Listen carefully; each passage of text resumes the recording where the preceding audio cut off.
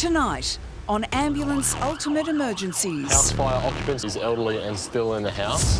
The thing we're worried about most of all is smoke inhalation. That's what'll kill them. Oh my God! Whether at home where we feel safest, He went blank, like I thought he was dead. or on familiar roads close to home. 3 vehicle, 1 female pregnant, 7 months, waters have broken from him. I just cross my fingers and hope that that baby is still going to be alive. The New South Wales Ambulance Service Hello, ambulance. enters our most intimate settings. What caused you to fall? I don't want to talk about it. Query and assault. Domestic violence, hey? We get these little snapshots of people's lives. I just want to think everything's okay with my body.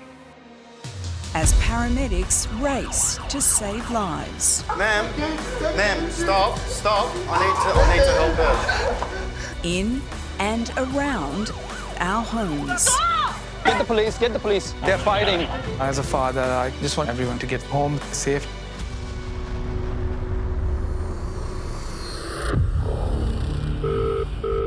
Ambulance emergency, tell me exactly what's happened. My mum's fallen down, she's not waking up. How old is she? I'm 75. Is she awake? Oh, my dad just called me now. He says that she's not waking up. She's epileptic. Okay. So she only coughs out at night times, not during the day. Okay. I'm getting help for you now, okay? Please, you need it. We've got a 75-year-old female, unconscious, not waking up, possible seizure. Yeah. Sometimes these turn out to be a cardiac arrest when you rock up, because people can't really identify when someone's, or they're reluctant to identify someone who's in cardiac arrest. Seizures are one of those jobs that I dread going to. They're so time critical and quite complex. Really gets my adrenaline going because we need to get there, because when people are seizing, there's no oxygen going to their brain, and the longer that they seize for, the longer that their brain is starved of oxygen. So if we don't get there and administer our medication to stop their seizure, quality of life is going to be affected, or they could potentially die. Okay, buddy. That's all right. Wait. Ma'am, stop. I need to help her. Okay? Treating the patient soon is critical, Ma'am, can we just get you out of it just so we can treat you, okay? as prolonged seizure can increase the risk of brain damage and death. Being on scene with a patient that their loved one's present and watching them in that state, it's very hard to manage that raw emotion, that feeling. They're pretty much thinking that their loved one's dying in front of them. And one of the hardest part of this job is to help that person through that situation. Sorry, what's your relationship to this lady? All right. So this is your mum. Does she suffer from epilepsy? Yeah, but only at night when she's asleep. When was her last seizure?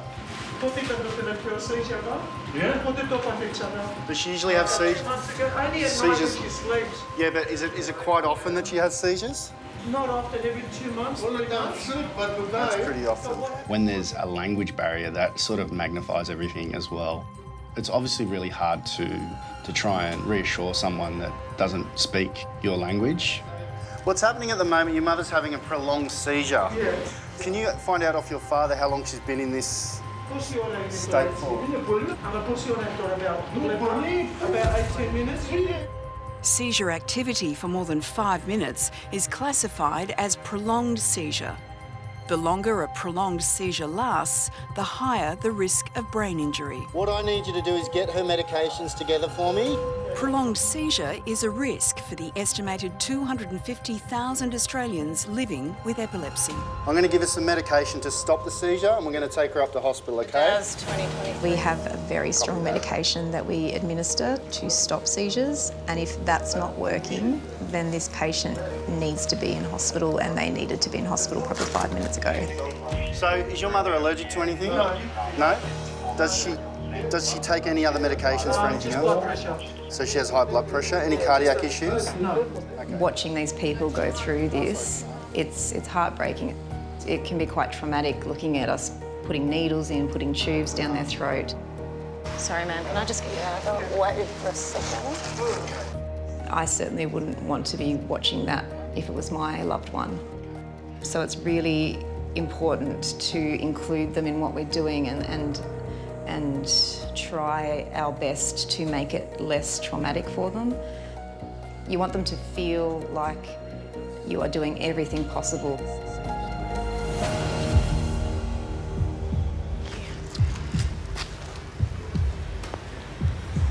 So she stopped seizing now after that medication I've given.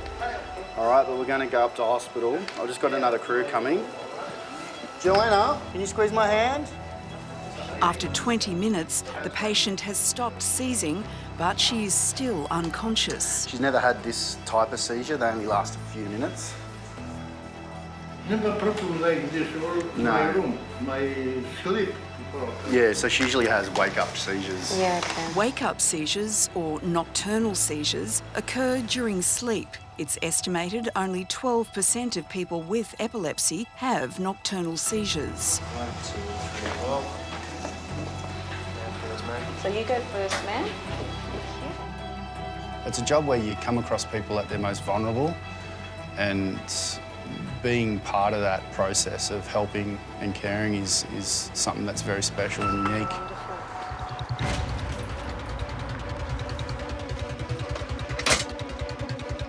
Given the severity of the seizure, both Marco and Shanae will stay with the patient as she's moved to hospital. Sustained seizures, I've been fortunate enough to only have 3 of them in 10 years, and one of them was a little child, and I've never been more terrified in my whole life, and to the point where I couldn't follow up what happened to them because I was too scared. Hello, my sweetheart. How are you feeling? You've had a very big seizure this morning. You're in the ambulance. After 35 minutes, the patient has regained consciousness. Can you wiggle your fingers for me? Good girl. Despite having epilepsy, this is the first time the patient has had a prolonged seizure. She requires further tests to uncover the cause and to prevent further incidents. Epilepsy it's just a devastating condition. It affects every aspect of these patients' lives. Some people aren't able to have driver's licenses. Some people can't work normal jobs. Some people need full-time carers. How they manage to live normal lives as best they can with this condition. It's incredible. They're amazing people.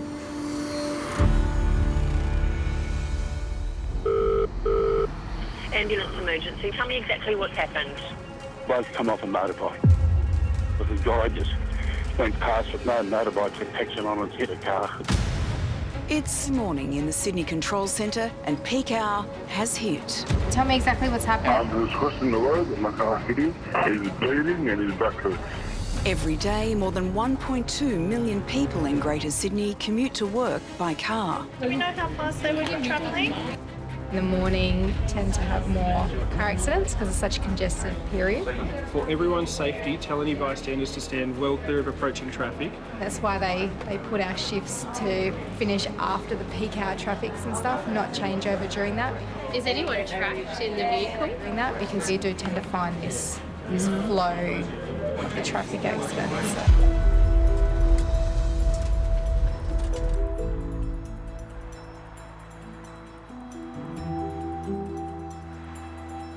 Cheese. Do you want some cheese? Yeah. You've got heaps better food in your lunchbox than I do. I love my lunchbox. 833, switch you in a position to clear for a 1 Charlie MBA and cover Matter West. 3 vehicle, 1 female pregnant. 7 months, waters have broken from impact. 833 copy. There's been a car accident 6 kilometres away from where Sam and Tammy are located. It will take about 10 minutes to reach the scene. Of most concern, one of the drivers involved is 7 months pregnant. Hey, 3-car accident, female patient. Waters have broken.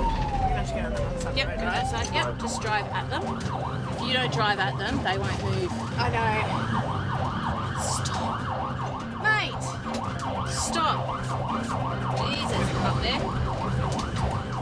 Are you okay if I go straight to the patient who's pregnant? Yeah. Do you want to find out who was in what car and how many we've actually got?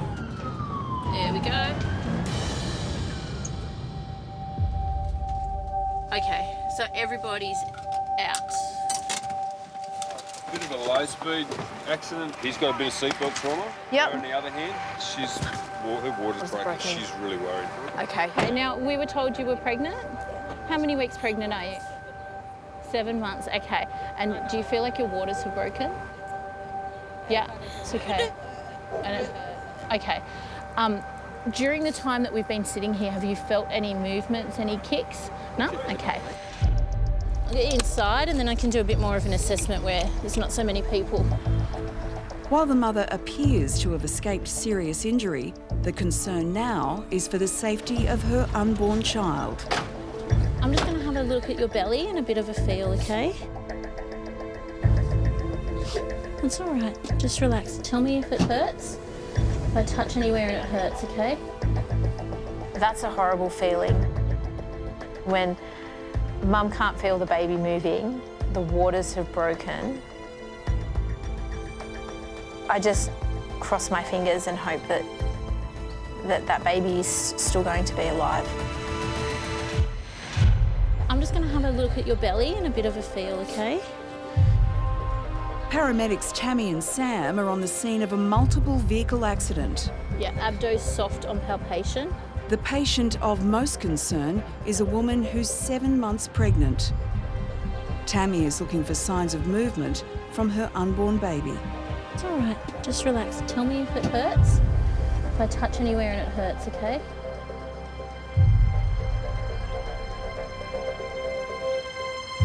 So, all of her obs are nice and within range. But yeah, I want to code 3 that. Yeah, okay. Oh, I want major trauma. 6 urgent. Yes, urgent, please. Yeah, just a code 3 for Liverpool, thanks. I'm just going to put your seatbelts on. We're going to go straight down to Liverpool Hospital. So you've had a fairly decent hit, and with bubs and the abrasions, they'll have a check of the baby, they'll have a listen to his heart rate. Just going to flick the sirens on. So we're just going to put the sirens on to make people move out of our way. There's no detectable movement from the baby, and the ambulance doesn't carry the specialised equipment needed to check for a heartbeat. We'll bring the ultrasound down, and they'll ultrasound so that they can see if baby's doing all right, okay? So that's going to be one of their first priorities, is they're going to have a listen for you to put you in everything. 833, what's your ETA, sorry? ETA is 13 minutes, 1-3. Thanks, 833, we'll see you shortly. When you go to a job involving a pregnancy, it's not one patient, it's 2. There's that extra sense of pressure that you have an unborn life that you need to take care of. I feel a bit more nervous when I go to jobs like that. I have a 4-year-old and I have a 15-month-old baby. I think every mother, as soon as they become pregnant, their sole job is to make sure that their baby is going to be okay. I could only imagine the fear that that mother must be going through at that time.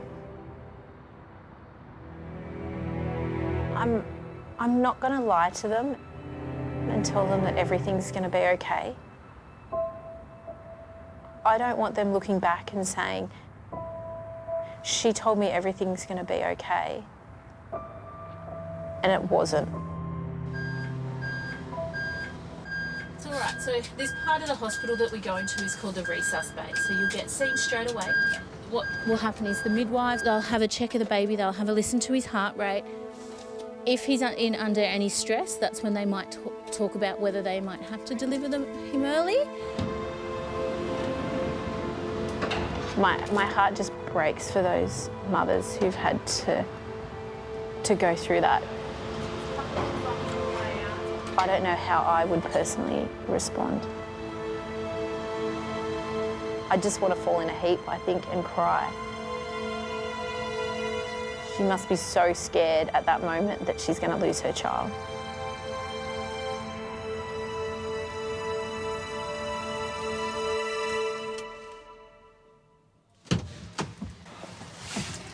I just went in to check on her. Yeah. They were putting the Doppler on to have a listen, and Mel and I were standing next to it. We're both like listening, and then you could hear. I'm like, yes. Oh, good. Yeah. You could finally hear this beautiful, loud heartbeat.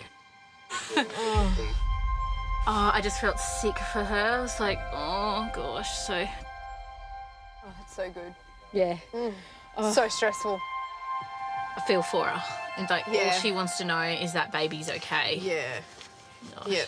Like, no one tells you when you have kids that the moment you fall pregnant, the cool, calm, collected you is now constantly in fear of everything killing your baby. That was always my favourite sound when I was pregnant. Yeah. Every time.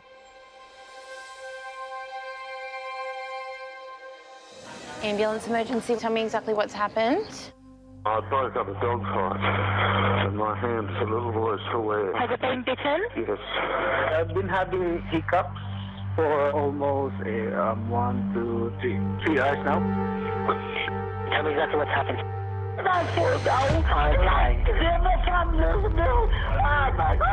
Call taker Chris has received a call from a 66-year-old woman who says she's fallen from her roof. Okay, are you injured? What part of your body is injured? The spine. How far did you fall? Did you fall a long way? Okay, listen to me. Listen to me. Do not move around unless it is absolutely necessary.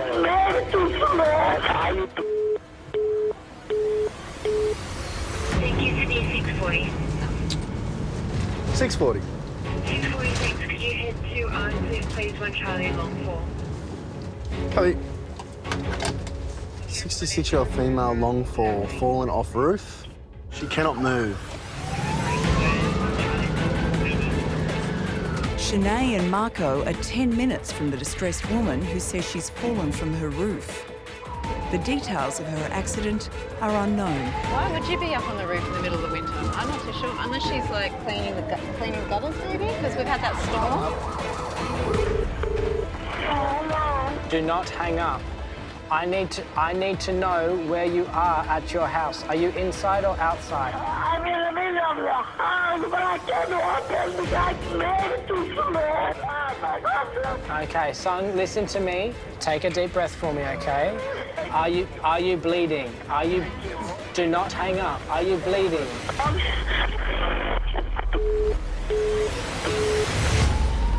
If she's fallen on her feet or limb, she might have a broken leg or whatever. If she's fallen straight 4 metres down onto her back or head, or it's a major trauma then.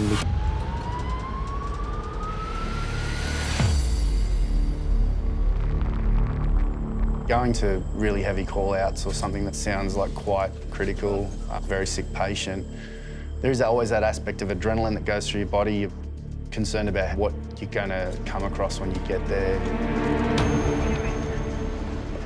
You always try and prepare yourself as much as you can.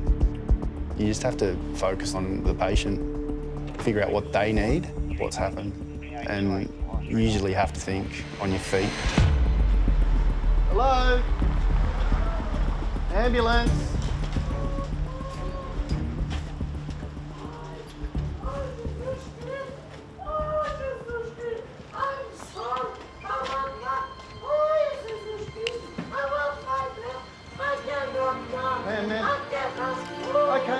Okay. Darling, listen, stop. What's your name?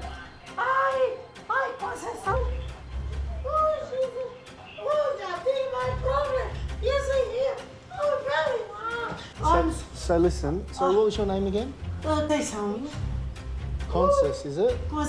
You can say Connie. Connie, my name's Marco, this is Sinead. Listen. Connie, I feel too bad. Okay, so you've fallen on your back, is that right? Yeah, I just fall like that. I don't know what I did. Okay, did you lose consciousness? No, Okay. no. Do you have any... Connie? I cannot move. Connie, I do. listen, Sorry about my mess. I get my own. Connie, Yes. listen to me. I need you to talk to me, all right? I need you to get all the information, okay? Oh, my God. Okay, so Oh, Connie, Jesus. but listen, what did you fall off? From the ladder. I wonder if she means this little one.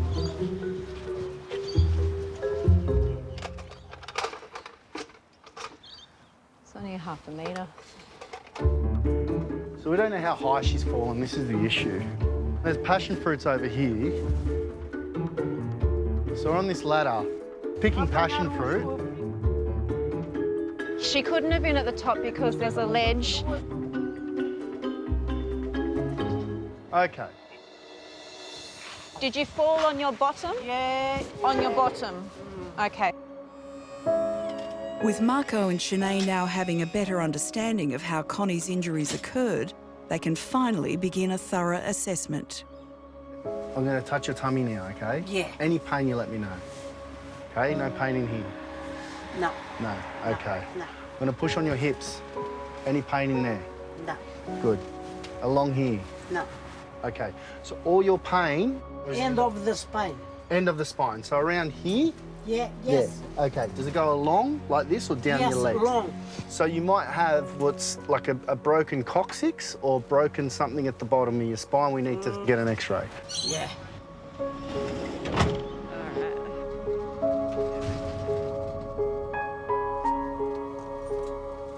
Are you Brazilian or Portuguese? Portuguese. Portuguese. Lisbon. Are you from Lisbon? Yeah. Each human's different, the way they think, the way they react, their emotions, and knowing how to mediate that dynamic, knowing how to mediate that social interaction is very important. Well, you know you can get passion fruit at the fruit shop. They sell it at Woolies.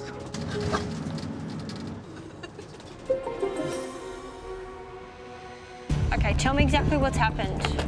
All right, so somebody's intoxicated and passed out, is that right? She's a 24-year-old female, okay? And is she the one that's had the cannabis, cocaine and alcohol?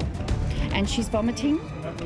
It's 11 p.m. in the control centre and a pattern of calls is emerging. Ambulance emergency. Go tell me exactly what happened. He's really drunk and screaming and shouting and... He's intoxicated and screaming and shouting? Yeah. My granddaughter, doing birthday, she just keeps on vomiting. Josh and Ali are dispatched from only 5 minutes away. Okay, so we got a 2i Josh. Right. Now, it's for an 18-year-old female. She's been drinking alcohol at her 18th birthday party, and now she can't stop vomiting. So... As you do. What's gone inside has to come out. What else do you do at your 18th birthday? Yeah. This looks like a party. I've never seen one. Which one? I'll just hang a Yui. I'll just hang a Yui, man. Cheers. Switch to party mode. Get the lights on him. Oh, hang on. There's a scuffle happening right now. Hang on. Is there? Yeah, they're fighting. Oh, Don't. There's plenty of people there. We're not going to get involved in it.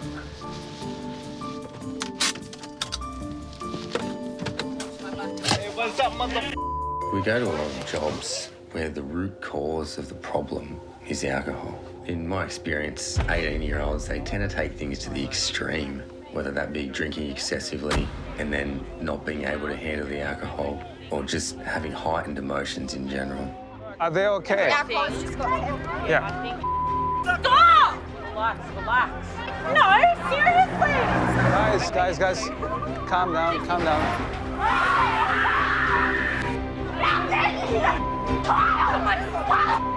Get the police. They're fighting on the road, in the middle of the road. An alcohol-fueled brawl erupts. The fight escalates quickly. Ali calls to request immediate backup from the police.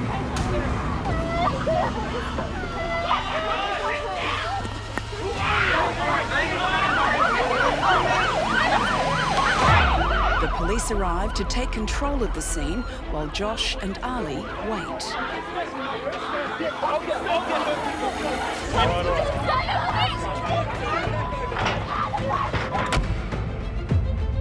We are medically and clinically trained people. We are not trained to handle violence. When we wear this uniform, it doesn't change us. We are still humans. At the end of the day, I need to return in one piece to my family.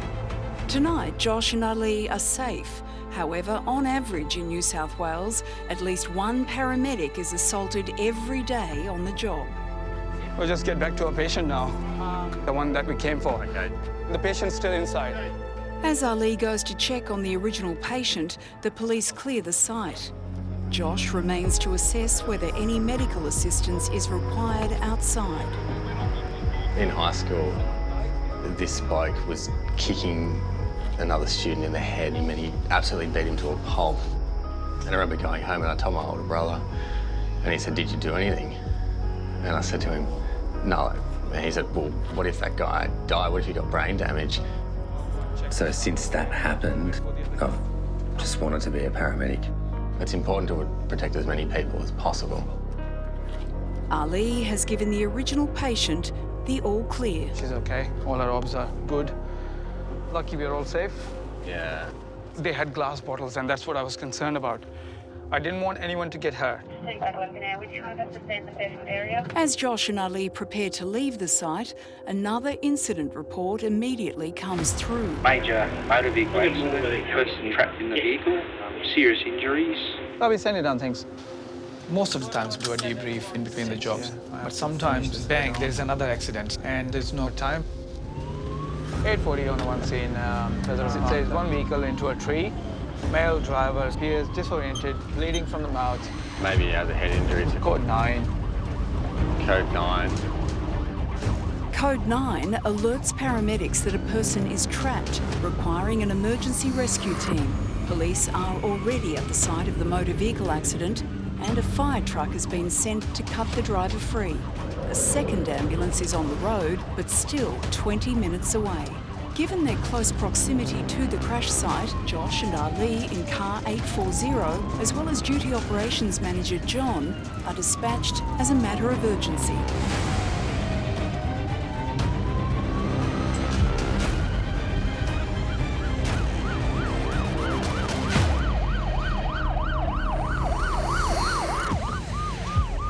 During Josh and Ali's night shift, a male driver has crashed into a tree.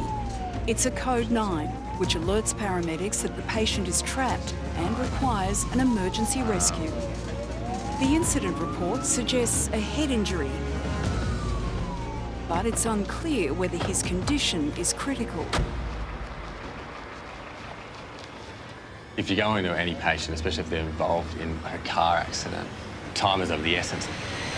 But at the same time, you want to make sure we stay calm and make a proper assessment. Hey, mate. Can you tell me what happened?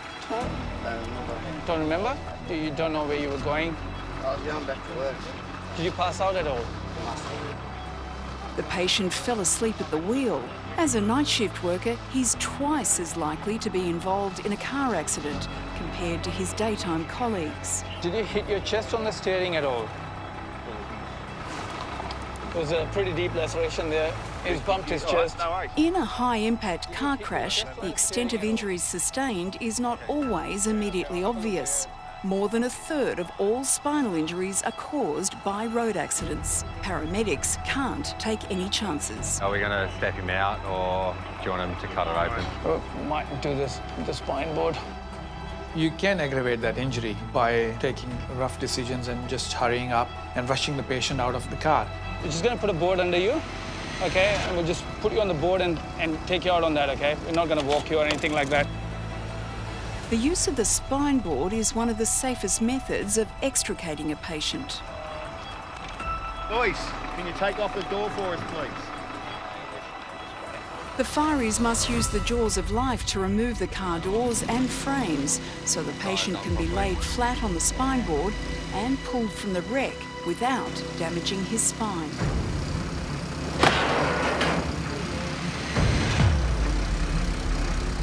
There's jobs where they are time critical and you need to get them out and get to hospital. You don't have time to sit. You just move. Do I have a light here?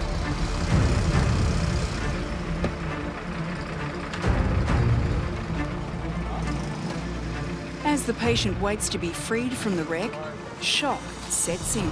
He's getting really cold. He's getting... When a patient goes into shock, the risk of deterioration increases. Josh and Ali must work quickly to get him to hospital, where the extent of his injuries can be assessed. Just need some more hands here to slide him up the board. Can we have anyone with the light here? Yeah, I'll go. Ready? On his call. Your call. 1, 3. 1, 2, 3.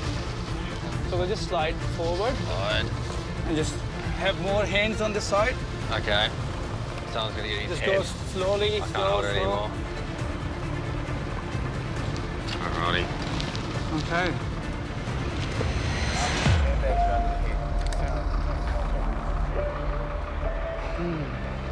A lot of the single vehicle car accidents that we go to at night are often a result of fatigue. People, they might think, oh yeah, I feel all right. I'll make it home, no dramas. Don't ignore the warning signs. I mean, if you're feeling tired, take a break. A severe lack of sleep affects your ability to drive. In New South Wales in the last 5 years, fatigue was the cause of more fatal motor vehicle accidents than drink driving. So no neck pain, no numbness or tingling anywhere, no nausea. Don't nod your head. Just say yes or no. Okay?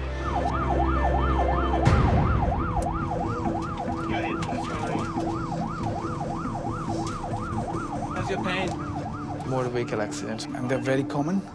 You know, we go to motor vehicle accidents on average maybe once in the 4 shifts at least. When we go to jobs like this, it's always hard. It's always on the back of the mind thinking, you know, it could be my family who are injured. As a paramedic and as a father, I just want everyone to get home safe.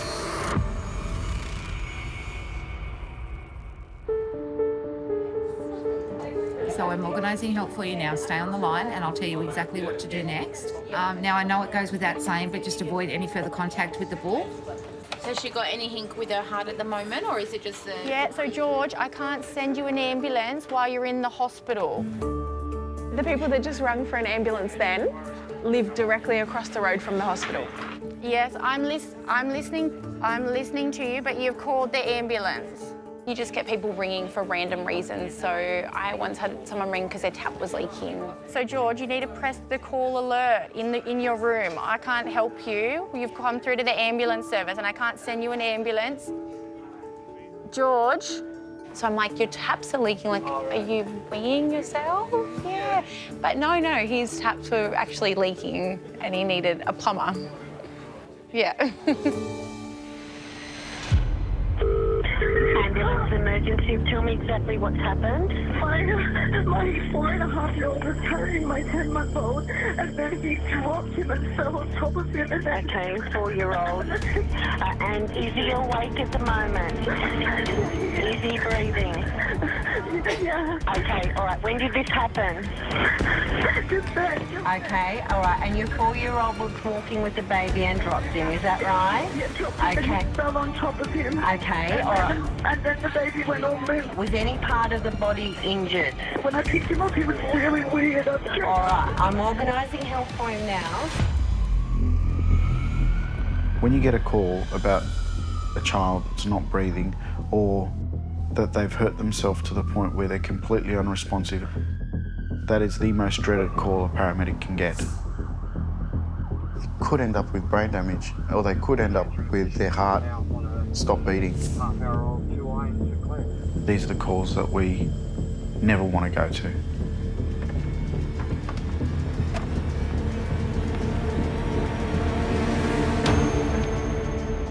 Is this the little one?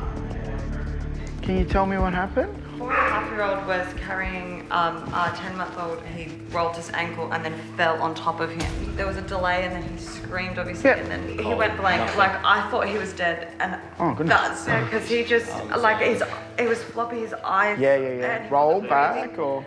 No, they didn't roll back, but they just went like sucked in and the whites Oh, buddy, he's not going to. That's all right. I'll see it. I'll work around. I'll see it. Yeah, the whites of his eyes were really red, like he wasn't getting any oxygen, and his arms were floppy, like as if they were popped out of the sockets. Like, it was weird. I've never picked him up and he's felt like that before, and I just. So you just feel limp and floppy. Yeah, and then it took him a second, and then he took a huge breath. Despite being alert and conscious, with a baby under 12 months, Joe can't afford to take any chances. Yeah, normally if, there was a knock on the head or something, as long as they seemed okay, we wouldn't call an ambulance. Yeah, but no, it was just absolutely, mate. It was like we lost him for a second, and I just... Totally understand. Can we put this up here?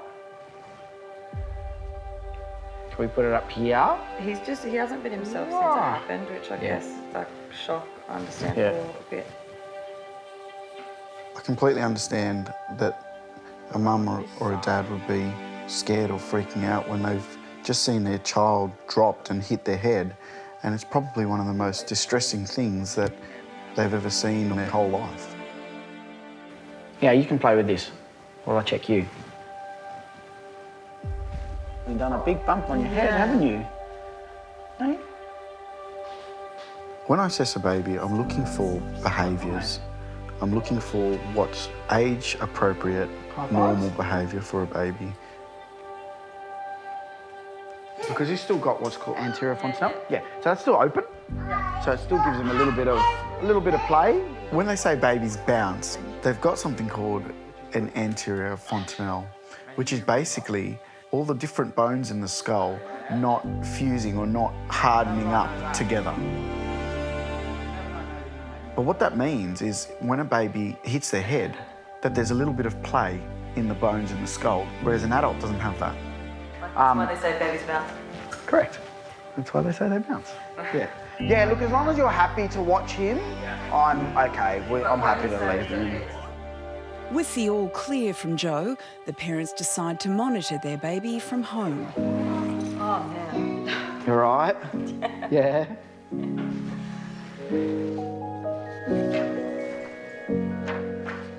Mild hereditary advice card, all right? So much of this job, when you're called to a child, is reassuring the parents, reassuring them that we're paramedics, we're highly trained, and we are doing everything possible to make sure that their child is okay.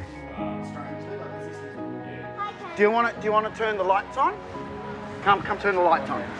Come on. Look at the lasers! All right, so jump in. Come on, jump in. And I want you to push that button there. Yep, push it. Jump out and have a look. Thanks so much. Thanks so much. That's okay. No drama at all. That's all right. No drama at all. The whole situation. River, see you, buddy. All the best. Good luck. You won't pick him up ever again. No. Take it easy. Thanks. That's all right. Thanks so much. All the best. Nice to meet you. Oh, nice to meet you. Ambulance emergency, what town or suburb? Blacktown. Okay, so tell me exactly what's happened. I think there's like fell over a cardboard box. And you've tripped over a cardboard box. Yeah. As night wears on in the control centre, things seem to be slowing down. Do you have chest pain as well? No. Perfect. I just broke a fingernail. In the quiet times, it's not unusual for the calls to get a little unusual. Had an allergic reaction? No, my cat. Your cat's had an allergic reaction. I'm ready for a nap. I'm ready for a nap, honestly.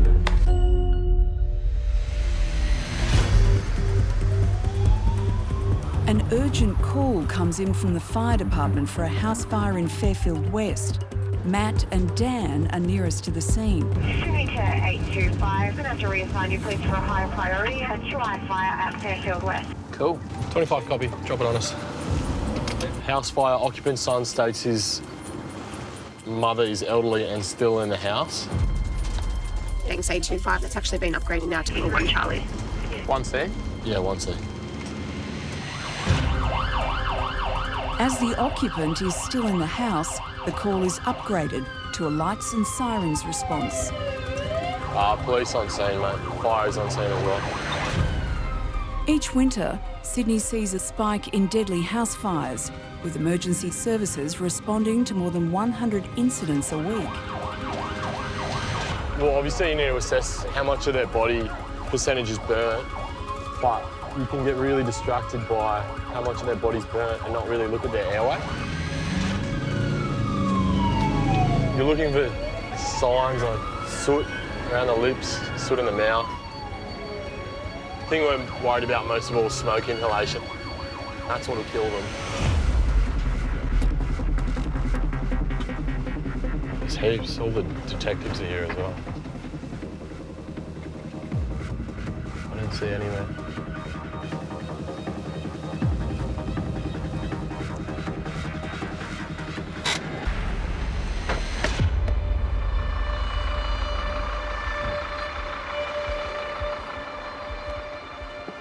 How you going? How are you? Good, mate. We just got here ourselves, but there's a lady, she was in there. She's just had open heart surgery about 3 weeks ago. Yeah. So if you could have a look at her. Yeah, no worries. Let's go straight to. What's her name? I don't know her name. We got here about 30 seconds before we... How you going? How are you? Although the patient is out of the house, she's not out of danger. How you going, darling? Follow us. Let's go have a chat in the ambulance. The potentially lethal damage from smoke inhalation can have a delayed effect. You okay? Well, it's all right, don't worry. The 78-year-old's age and recent heart surgery leave her particularly vulnerable to respiratory complications. Okay, my dear, up into that seat for me. Oh my God. Okay. That's okay.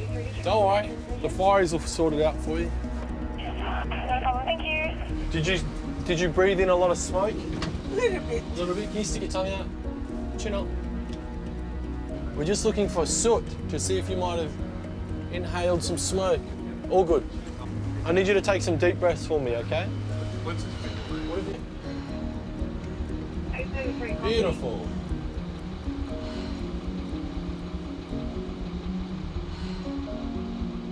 Just relax. Everything's all good. Your health is really good. Sit forward for me. Take a deep breath. And again. And again. Nice deep breath. Beautiful.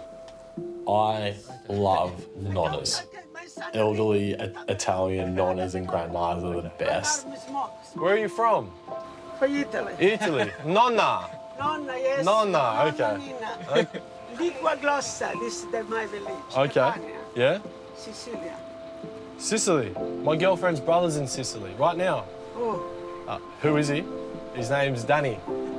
They're just super lovely, but they're super anxious as well. Do you do much cooking? Yeah. What's your favourite dish to cook? Lasagna. Lasagna, macaroni. My home.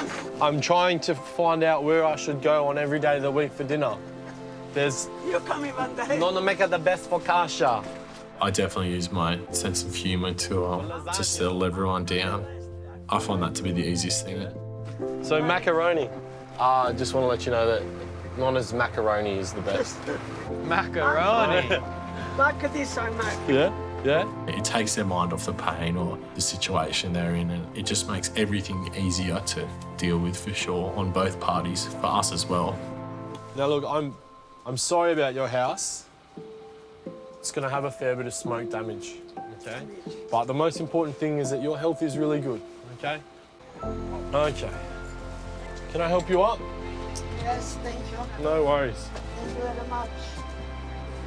Show off from the pajamas. Very lucky, Nonna. Thank you. No worries. Alrighty, guys.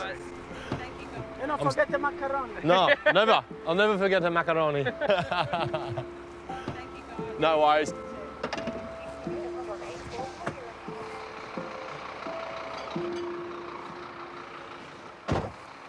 lovely old lady.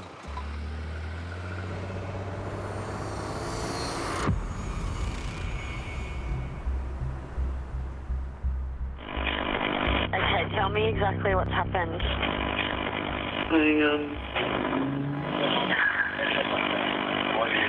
Why do you need the ambulance? I had a big fall from the stairs, and I have a problem putting my teeth together and hurting me. Okay, did you fall down steps? Yeah.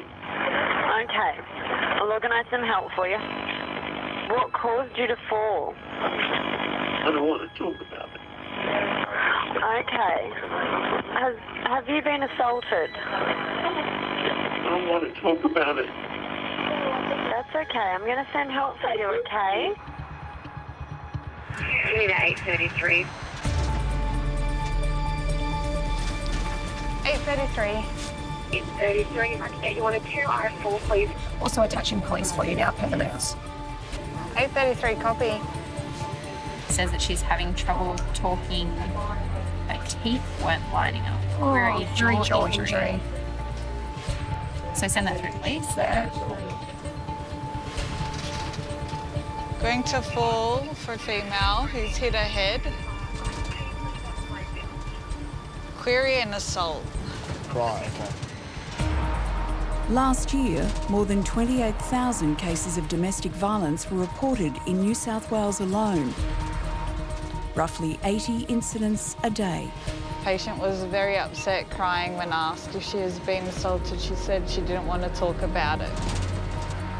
On average, one woman is killed each week in Australia by a current or former partner.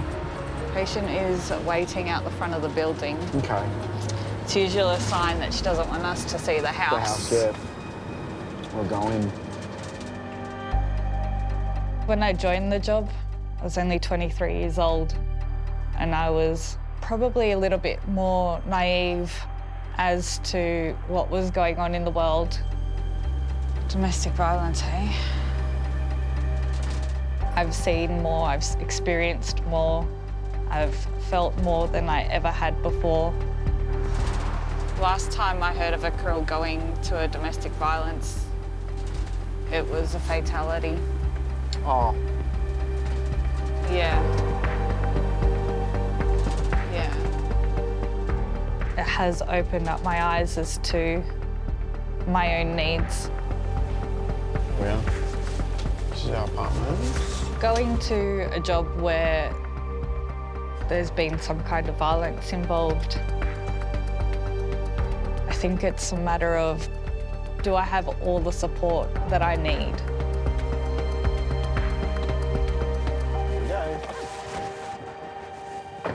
Am I ready to face what I'm about to face?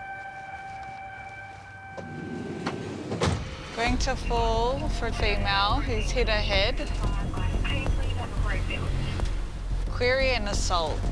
Right, okay. Paramedics Joe and Saha have been called to the home of a woman who reports that she's fallen down the stairs. A domestic assault is suspected. Last time I heard of a girl going to a domestic violence, it was a fatality. Oh. Yeah. Yeah.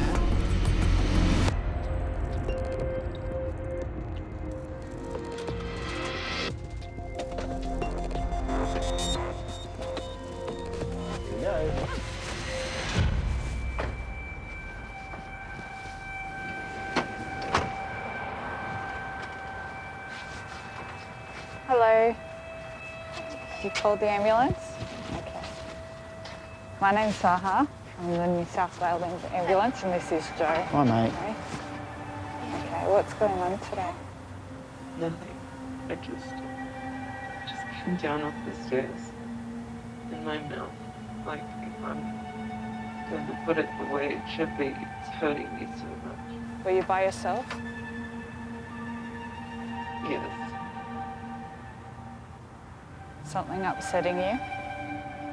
I don't want to talk about it. I just just want to see everything's okay with my body.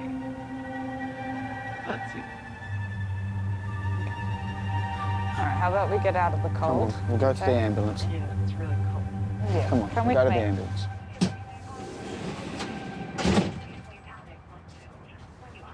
Have a seat on the chair and then I'll get the bed set up for you, okay? Just gonna have a quick feel of your head and your neck. Okay, okay. Okay, all right. I understand it hurts, but I need to feel it, okay? Did you hit your neck? Or were you grabbed on your neck?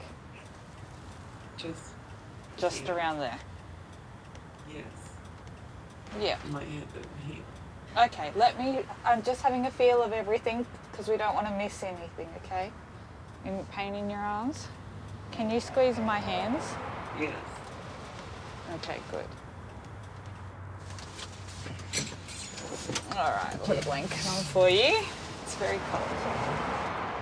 When you fell down the stairs, how did you fall down the stairs? Was it head first or? I guess, yeah, it was my head first. Okay.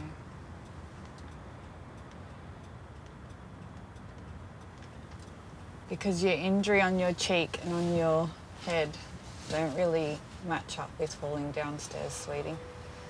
So if something else is going on, we want to make sure that you get the right care, okay? It's just like I said. Had a few glasses of wine. And I must have been drunk or something, so...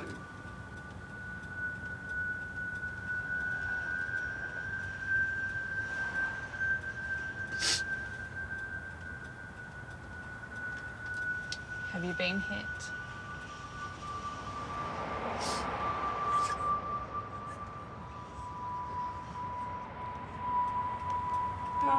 If you have been, we can get you some support services. Can you please just stop asking me? You know, I can handle the blood and guts, I can handle the medical side of it. Something's broken, I can fix it. But I can't take the pain away from someone dealing with domestic violence. Well, when we get to the hospital, I'll get you put on the system and I'll have a chat with the triage nurse, okay? And if you don't want to talk to me, there might be someone else that you want to talk to, okay? Okay. Comfortable?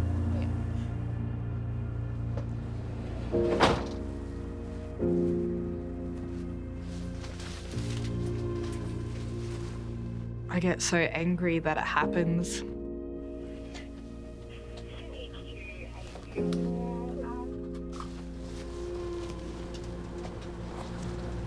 Get you an ice pack. Pop this on your cheek, okay? On your jaw. What I do, feel the trauma. I experience the emotions vividly, I suppose. 8:33, thank you. Just for information, police will no longer need them at scene. However, they may want to follow up this patient at the hospital. Realistic.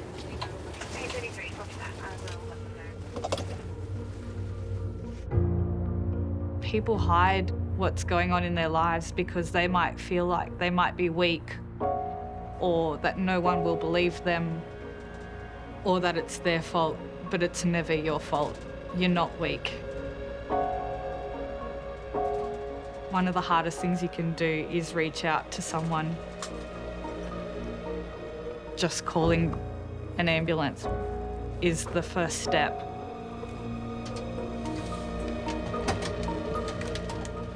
You just want them to give us a chance to help them. Because it might be the last time that someone is able to offer that help.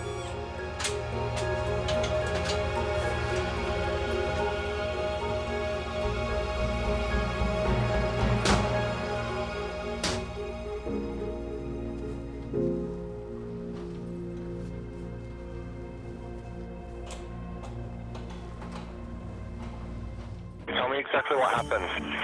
My son's been fishing last night and he's got something under his skin that's crawling up his legs.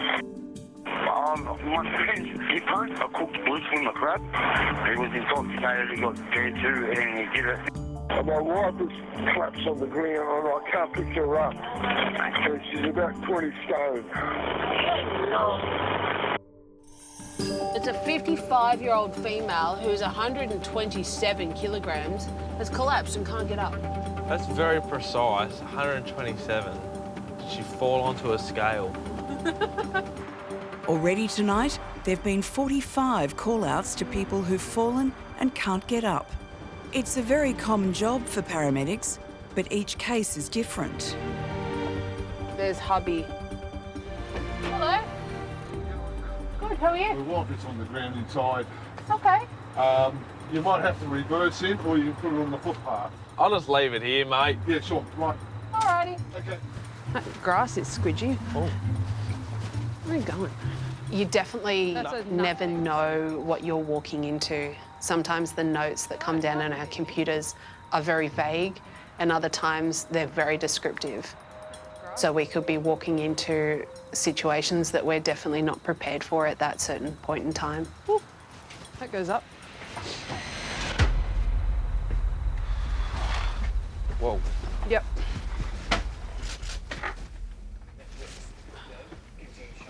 Alrighty. Where is she? Hello. How are you? She's a diabetic. Okay. Do you fall over a lot? Breathing. How did you fall? The thing is too is her feet are swollen up. And she probably tripped over, lost her balance that way. Just her own feet? Yes. All right, I'll go in front, Josh. You happy at the back? Where's your bedroom, my darling? Down That's their bed. You sleep on this lounge? Jolly good. Let me just clean your bed up so we have a place give me to a place little you. bit of room, sweetheart. Yeah, sure. Beautiful. All right, Ingrid, do you reckon you can roll on your back for me, my love? Yeah? Alrighty. I think Brian's just having a panic attack. Who's Brian? That's me. Why is he having a What do panic you mean? attack? You can't get you up, my love. Well, did you want to sleep on the floor tonight? Was this your choice? No. No? No. You're okay. We're having a moment here with some washing. Hang on. Uh-oh. Uh-oh. Sophie's wrecked the Great Wall of China and it's about to come down. It is, eh? We need to move quick. All the time. You We set need me to move going. quick, otherwise you may be trapped Patient code 9. under laundry. Okay. All right, darling. 1, 2, 3. Wow. You are a very tall lady. You're taller than I thought. Hello.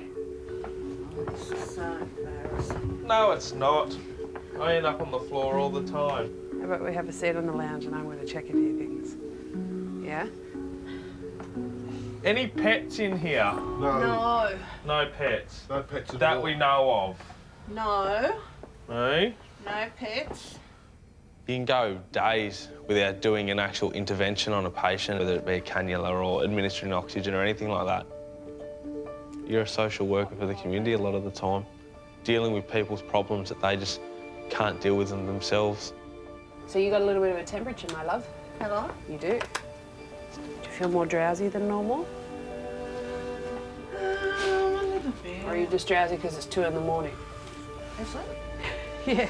You know, it's all good to, know anatomy and physiology and all the drugs and all the real cool stuff, but it comes down to a good paramedic is just someone who has a broad life experience and knows a little about a lot.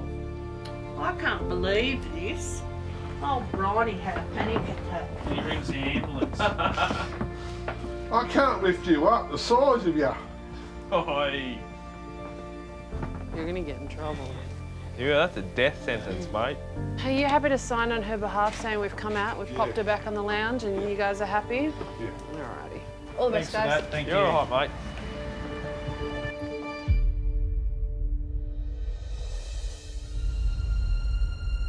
Hello.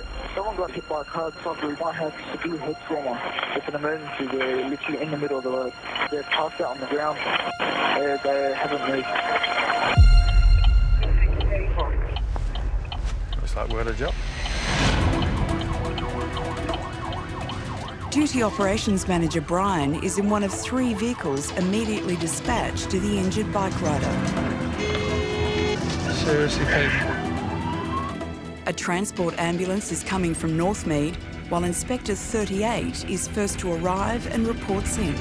Inspector 38, go ahead.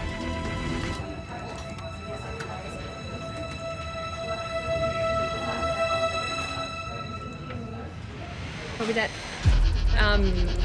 They've just confirmed one male was struck by a car, combative head injury.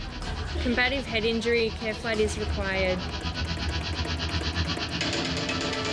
City Inspector 34 and all other cars. Care flight 3 has been tasked to my head. Inspector 34 received. Copy, thanks. All right, care flight's on the way. We've got 2 transport cars, an Inspector 34 and a yellow. The cyclist collided head-on with a car at 40 kilometres an hour, and his head injuries are critical. The specialist ambulance helicopter medical team is scrambling from nearby Westmead Hospital. And another intensive care paramedic team is also dispatched. There's the helicopter. Not many spots to land here, dudes. Here we go.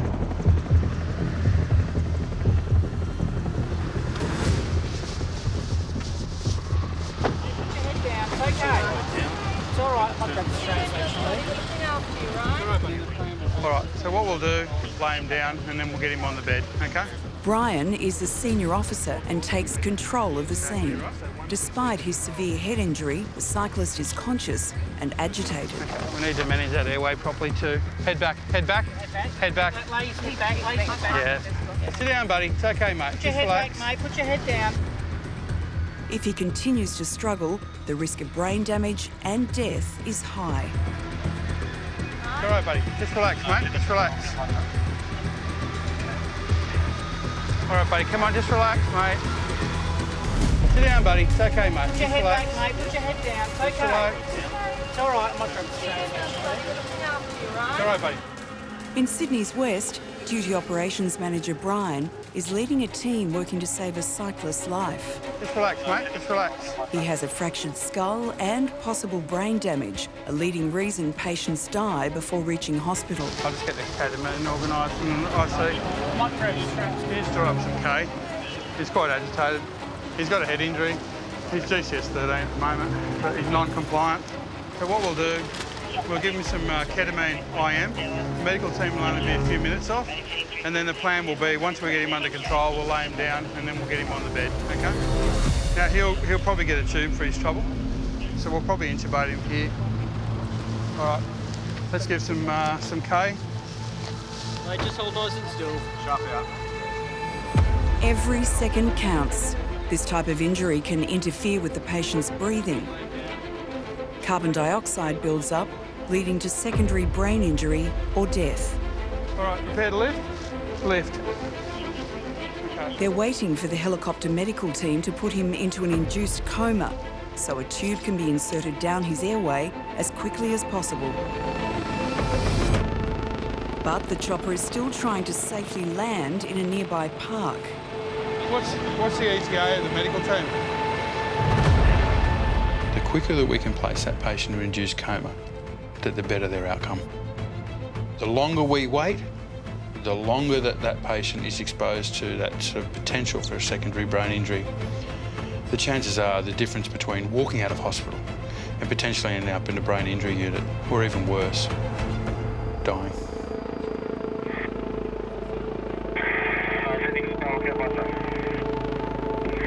Flight 3, go ahead. This is the pilot. The paramedic and medical crew has departed to the patient.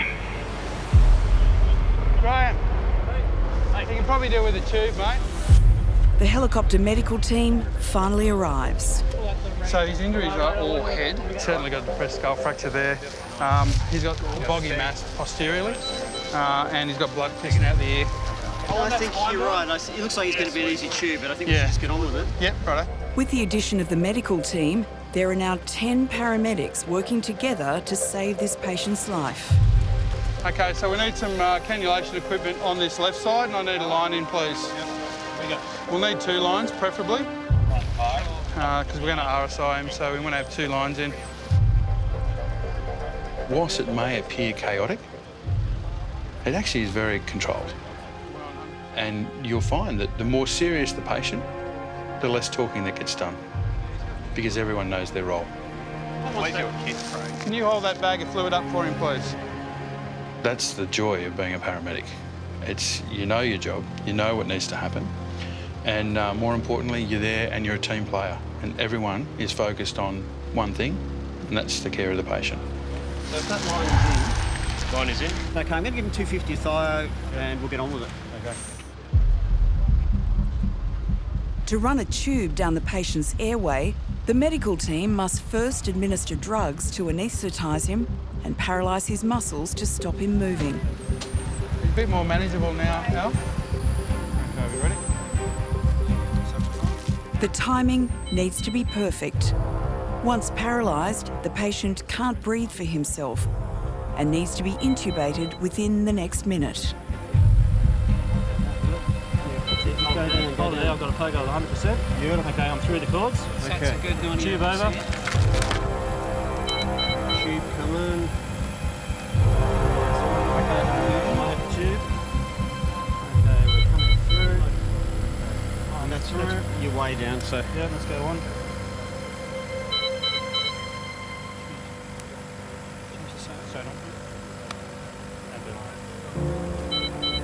The tube is in place and the patient's airways secure.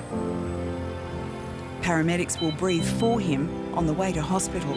Okay, we clear. We're going to get out of the way. We can load them. I take a lot of pride in my colleagues and the way they do their job. I think every day they come to work to do their best. You know, to be working in such a highly focused team, to be working as part of that team is very rewarding. And that level of commitment that they come to work every day to provide the best care they can for patients, like, you cannot get that. If you could bottle that, you could sell it for millions.